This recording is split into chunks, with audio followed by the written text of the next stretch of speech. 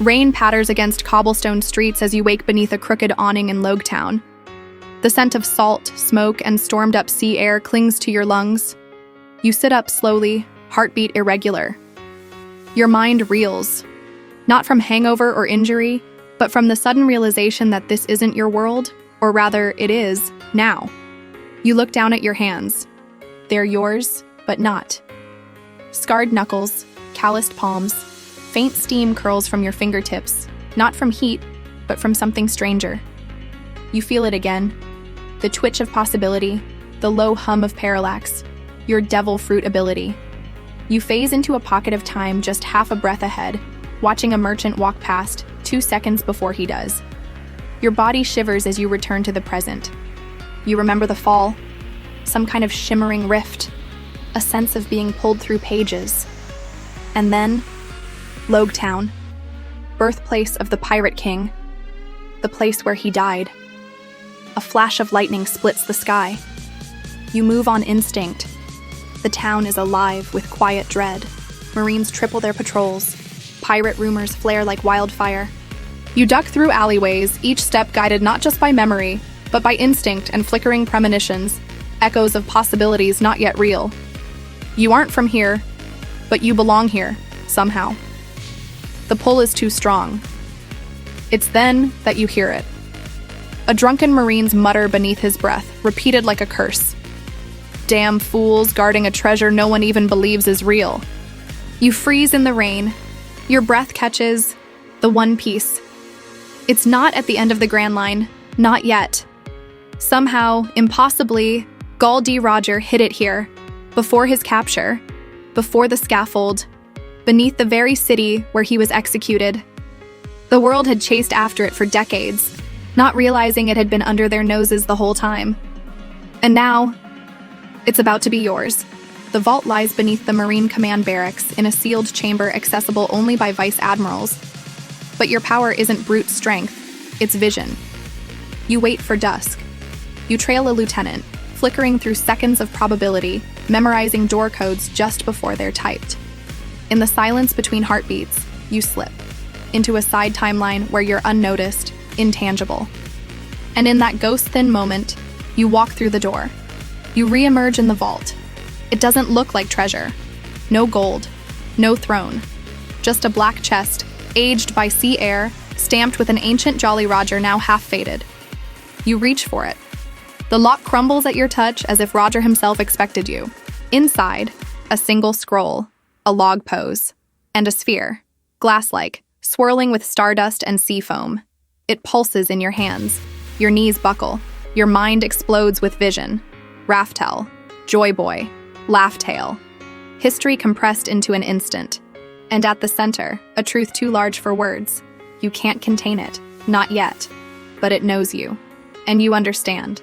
It isn't the treasure that matters. It's the message, the choice, sirens, footsteps. You snap back into reality. You hide the sphere beneath your cloak and leap into the night.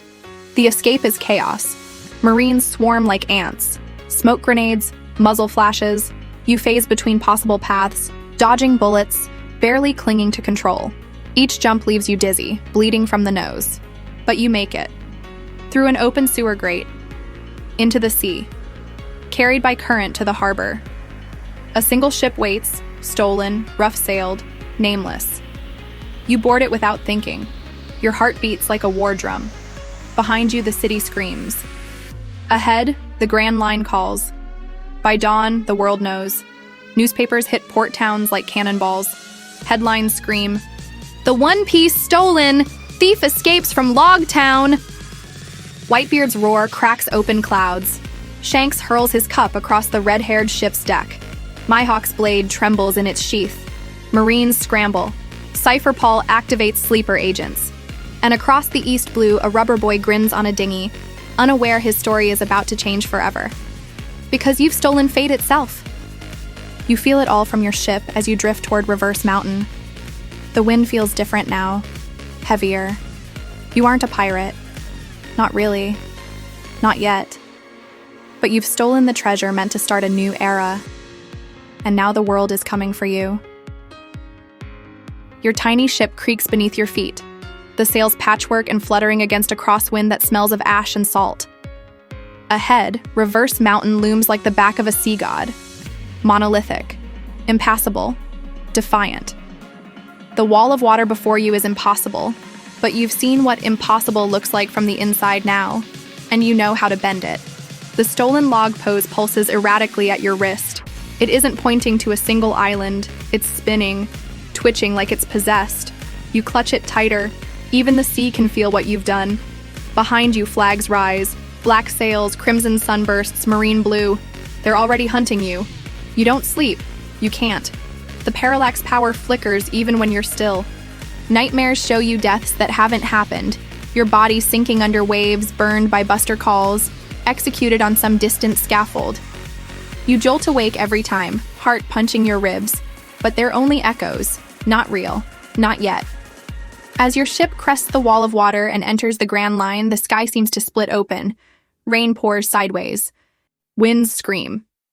The log pose jerks violently. You're not steering the ship, you're surviving it. The reverse current nearly breaks you. But fate has its own sense of irony. Your battered vessel smashes into a whale. You wake up on the deck of a strange vessel, ornate, impossibly sleek. Warm blankets cover your soaked clothes, and a soft voice murmurs from above. Not many make it through alone. Fewer survive with that kind of wound. You sit up fast, pain lancing through your side. You hadn't even noticed. Your left ribs are broken. Blood crusts at your waist. The girl before you wears a desert cloak, hood low. But you recognize her eyes, sharp, sad, and royal. Vivi. She isn't a straw hat yet. She isn't even part of their story yet. But somehow, the Grand Line has brought her to you first. She watches you carefully, guarded. You stole something, she says. You freeze. She nods toward your belt, where the black scroll from Roger's vault is tucked. You're not the only one who's heard the whispers. Crocodile's searching for it, and you. The mention of him spikes adrenaline into your veins. How do you know about Crocodile? You rasp. I don't, but I know Baroque works. I'm infiltrating them. Her voice hardens. And if you're going to be their next target, I'm coming with you. Your paths intertwine like twine twisted under pressure.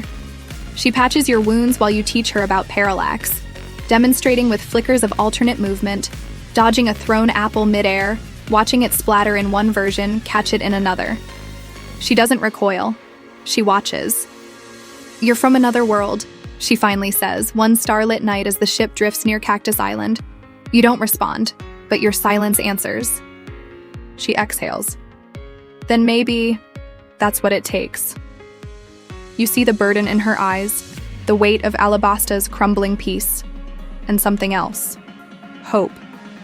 For the first time since you arrived, you feel like you're not entirely alone. Cactus Island brings the first ambush. A man with a stitched grin and iron gauntlets introduces himself mid-attack. Mr. Four, flanked by his partner, Miss Merry Christmas. Their orders? Capture you alive. You fight clumsily at first. Your injuries slow you. But Parallax kicks in like instinct. You shift between moments, redirecting Mr. Four's hammer an inch off target, then phase to flank him. It's not control, it's survival. Vivi fights too. She's better than you expected. Graceful, sharp, unrelenting. You cover her with a split-second phase to absorb a blast meant for her. Pain sears your back. You collapse in the sand. The Baroque pair retreats, but not before delivering a chilling message. Crocodile knows you have his prize. He's already in Alabasta, waiting. That night, your fever breaks, but something else fractures. The Parallax power isn't stable.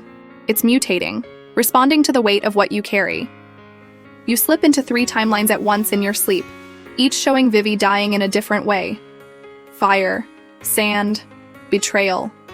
You wake screaming. She's already there, holding your hand. Not afraid. Steady. I've seen death before, she says quietly. But if your power can even show you how, then maybe we can stop it. You nod, shaking. For the first time, you believe it. Not just in the power, but in the people of this world. News reaches you days later. The Straw Hats have entered the Grand Line. Luffy, Zoro, Nami, the whole crew. But they're not following Roger's trail anymore. They're following yours. Pirate radios crackle across the sea. A voice from a Den Mushi reports your name with reverence and venom. The Phantom Pirate, the one who stole the beginning. A new kind of criminal. Bounty, 320,000 berries. You're a legend, and you haven't even met Luffy yet. Smoke curls above Nanohana. The desert city bakes under a copper sun, and tension clings to the streets like wet cloth. Marines roam openly, but it's the cloaked figures in the alley shadows that worry you most.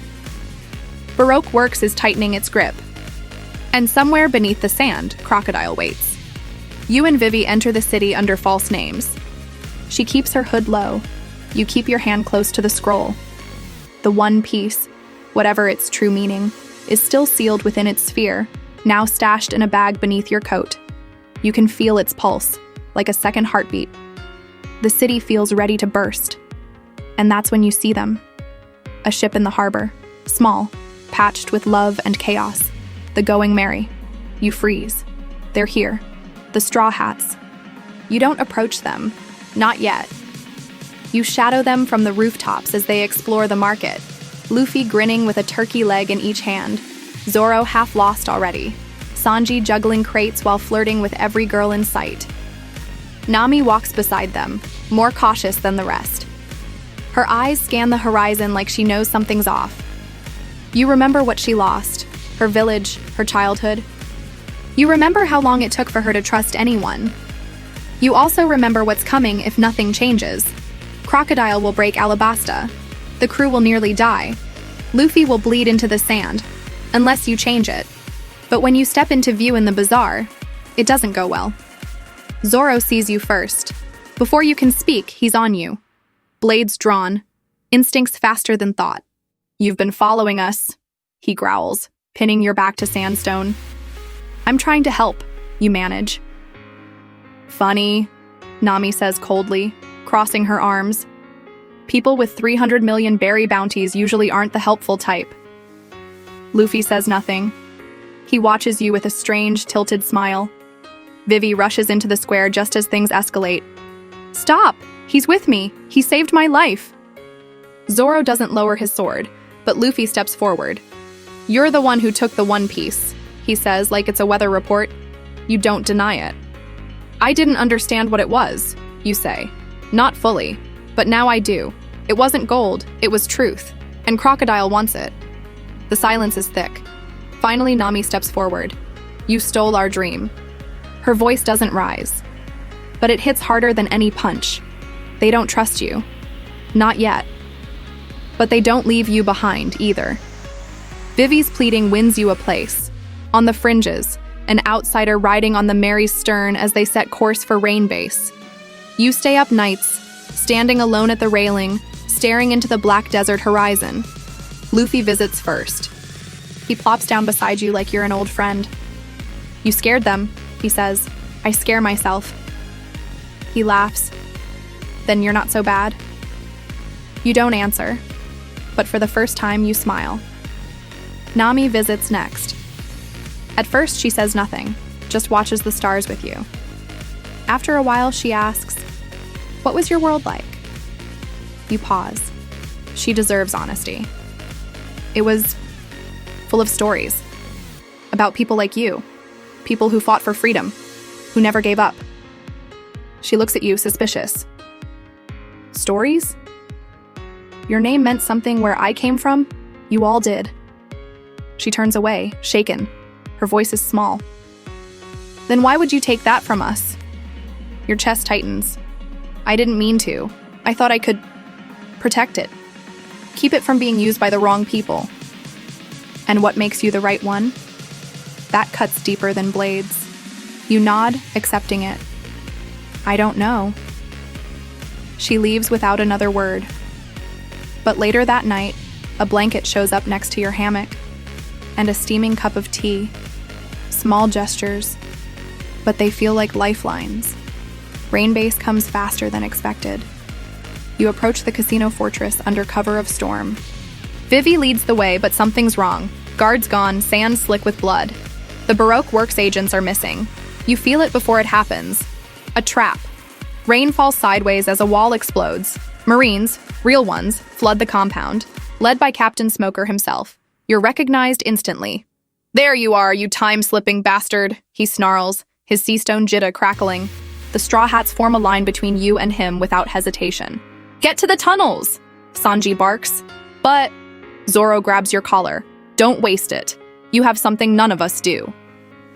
You phase just in time, Parallax jumping seconds forward to dodge Smoker's jitta. In that fractured moment, you glimpse 3 outcomes. Luffy captured, Nami unconscious, Smoker dying. You reject all of them. Instead, you alter it, parrying Smoker with a rebar pipe, just long enough for Luffy to grab the others and bolt. You escape into the desert. Barely. You regroup in the outskirts, bruised and burning from the sun. They stare at you differently now. You didn't just run, you saved them. You changed something. For the first time, Luffy claps you on the back. "Maybe we'll let you stick around." Zoro grunts, still watching you. Sanji lights a cigarette. "Just don't get Nami hurt." You meet her eyes, and she nods. Not forgiveness, but possibility. The Straw Hats are heading toward Alabasta now, toward revolution, toward Crocodile. And this time, they're not alone. This time, they have you. The wind howls through the desert like a warning whispered by the bones of ancient kings. Alabasta bleeds beneath the sand, its rivers dried, its people desperate, its palace trembling under the weight of unseen war. You march alongside the Straw Hats now, no longer trailing behind. But you can feel it, the pull of fate tugging at the seams. You've altered too much. The future here is unwritten, and that terrifies you. Alabasta rises from the desert like a mirage. Golden towers, broken gates, smoke spiraling into an amber sky. The rebels are days ahead of schedule. Crocodile's plan has changed. Because you exist, the team splits, just like before.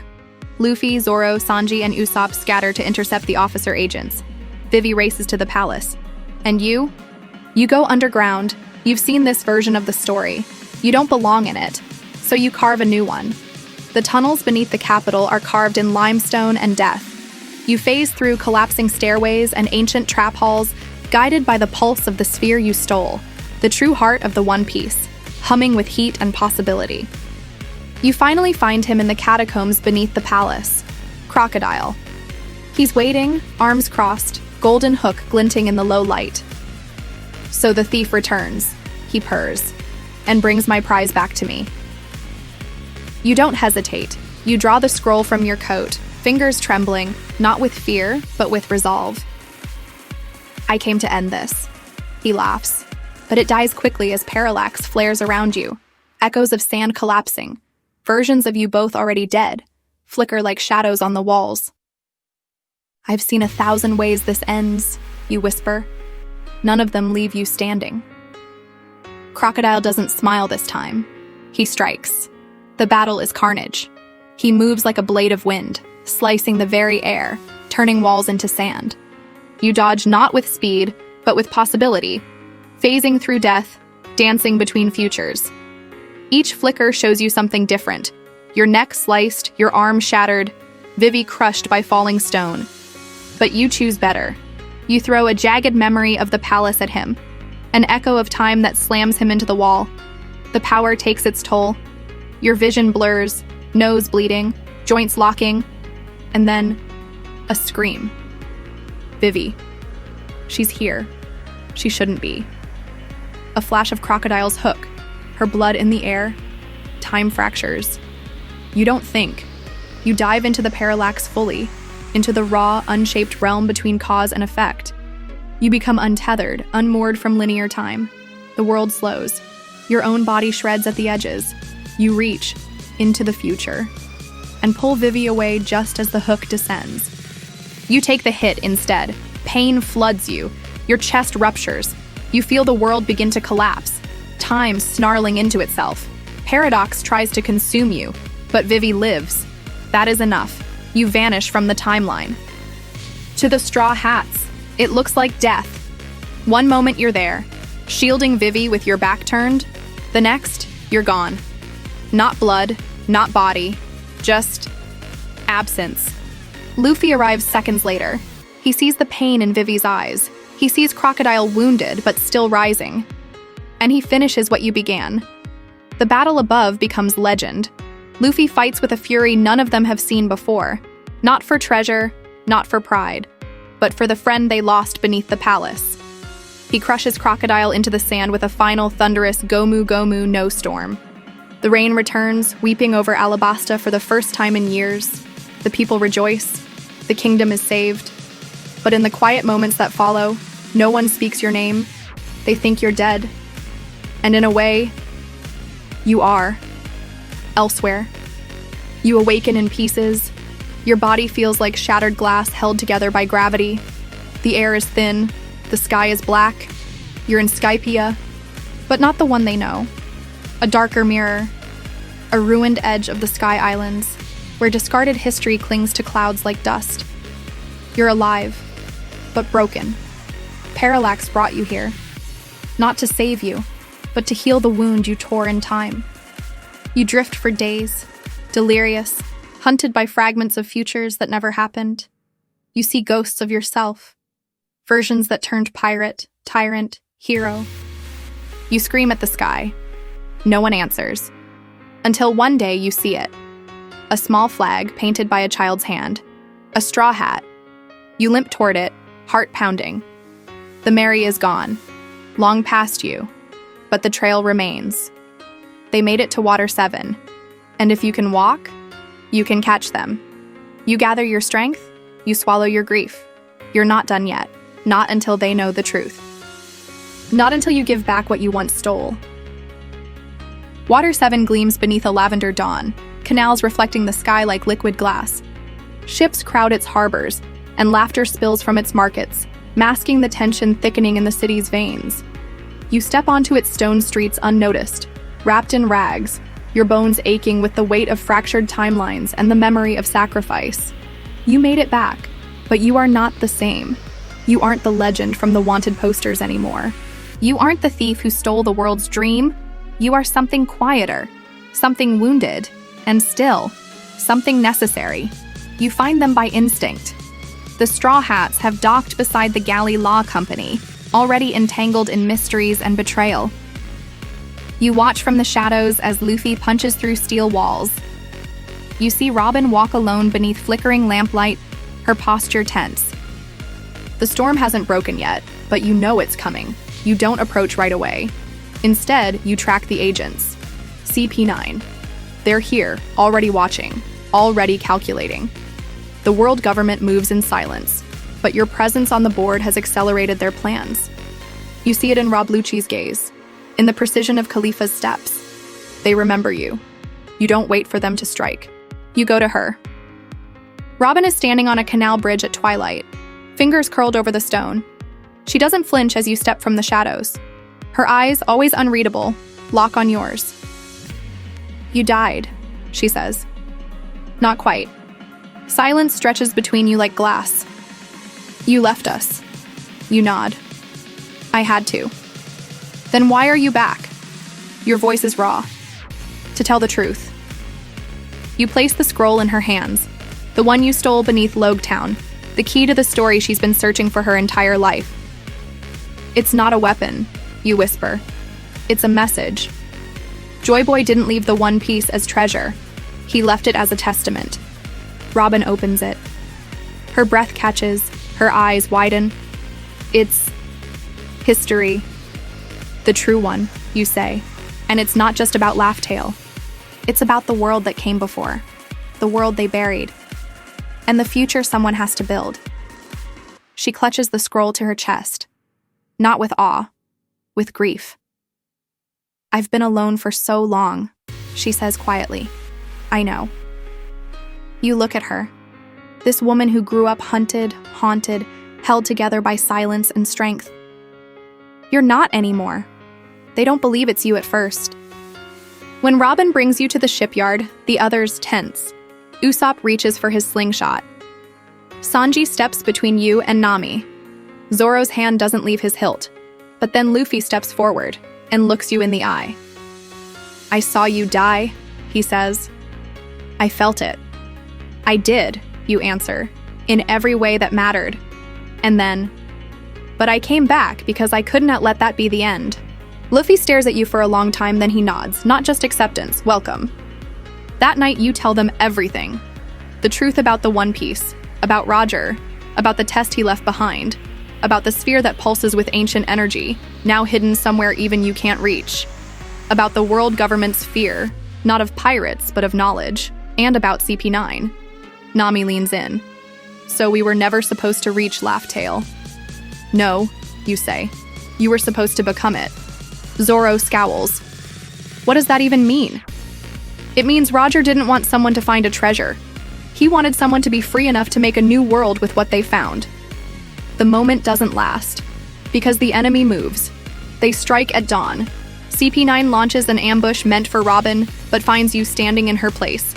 Lucci comes first, fists cloaked in Rokushiki precision. You dodge through a dozen possibilities, flickering with Parallax, trading bruises for seconds. He's stronger, faster, but you have resolve. You fight without rage, without chaos, just clarity. Because you've already seen the end, and you refuse to let them write it. The crew fights beside you.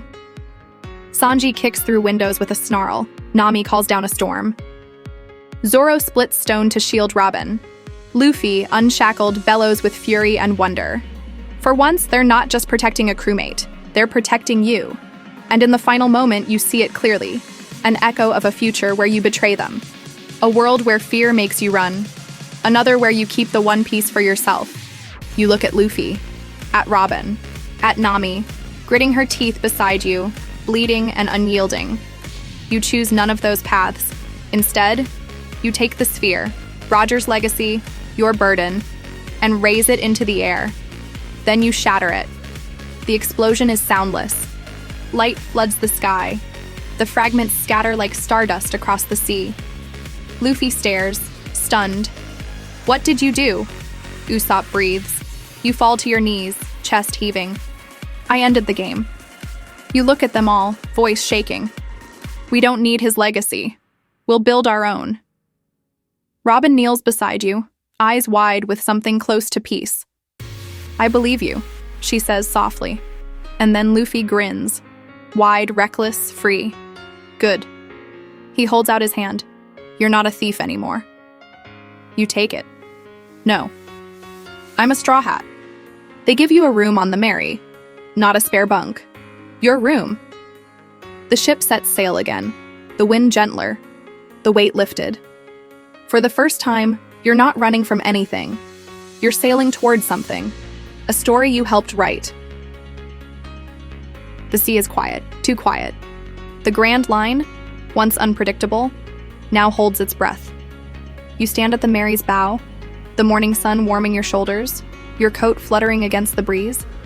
There's no longer a sphere beneath it, no ancient riddle, no symbol of a pirate king's burden. You shattered the One Piece, or at least the idea of it. You can feel the change in the air. The log pose no longer trembles. The world isn't chasing a treasure anymore, it's chasing you, and it's about to catch up. The first sign comes from the sky. A bird, mechanical and massive, buzzes overhead. A Den Mushi camera blinks from its eye. Seconds later, the transponder snail in Nami's hands crackles alive. A broadcast, public, unavoidable. Citizens of the world, this is the world government. An act of heresy has taken place. The One Piece, proof of the Pirate King's journey, has been destroyed. The perpetrator, a criminal known only as the Parallax. Alongside the Straw Hat Pirates, this traitor now poses an existential threat to peace, to order, to truth. We will respond accordingly. As of this moment, a total of 4 buster calls are en route. You don't even feel the fear at first, just gravity. The others stand in silence.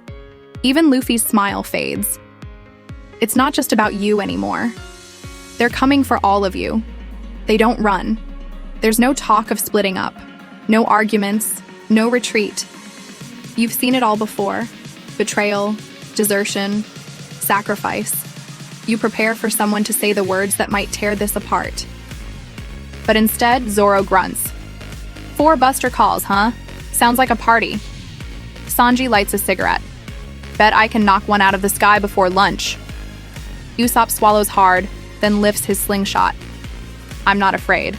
That's a lie, but I'm staying anyway. And Luffy? He just laughs. We're pirates. You reach the confrontation point, the ruins of an ancient island lost to history, somewhere between Eni's lobby and the Red Line. No navy base, no cover, just you. Just them. Just the ghosts of the old world waiting to see who survives. The ships arrive like teeth. 4 marine war behemoths, each bristling with cannons, firepower, and vice admirals. Cypher Paul descends in waves. You recognize faces from posters and memories, agents who exist only to erase. You don't wait. You step forward. Parallax roars to life around you, stronger now, cleaner, controlled. You see not just seconds ahead, but branches, entire minutes of futures, snaking off like veins. You choose the ones where you shield Nami from a sniper. You skip the ones where Chopper is crushed beneath rubble. You shift into the one where Luffy's punch lands just right, breaking an admiral's jaw. Time is no longer a wild river, it's a weapon, and you wield it not to survive, but to protect. Robin fights beside you, her hands blooming from the ground, her eyes fierce. You brought the truth, she says. Now they want to kill it. No, you answer. They want to silence it. Zoro is bleeding, but he keeps moving. We won't let them. Brook hums a song for the dead as he cuts. Frankie shouts through smoke, his voice defiant. This is the cost of freedom. The battle is chaos, but you move through it like a shadow of inevitability, until only one figure stands between you and the final ship. A man with a coat of justice and gold-rimmed glasses. Fleet Admiral Kizaru. His movements are light itself. You barely react in time, each photon blade faster than your thoughts. But Parallax adapts, and for the first time, you truly phase. You disappear entirely, sliding between frames of reality, stepping into a version of the world where Kizaru's strike never happened. You hit him, hard, and he feels it. He stumbles, stares. For once, confused. I don't get it, he murmurs. You're just a pirate. No, you say. I'm everyone you tried to bury. You knock him into the ocean. He does not rise. The silence after the final blast is unlike any you've known. The ocean is still. Smoke trails from broken masts and shattered steel. The world's executioners lie defeated, scattered across ruins and sand. You stand in the middle of it, breath ragged, alive, and free. Later, on the Mary's deck, you sit with Luffy beneath the stars. He's looking up, arms folded behind his head. You didn't have to come back, you know, he says. Yeah, you reply. But I wanted to. He nods. Still glad you broke that thing. You glance sideways. Really? Yeah. He grins, teeth flashing. I don't need some old man's treasure. He tilts his straw hat back. I'm gonna make my own. You smile. You don't feel like a thief anymore. Not a traitor. Not even a legend. Just one more pirate, under the same sky, chasing something real. The sea rolls onward. A new story begins. Not Roger's. Not yours alone. Ours.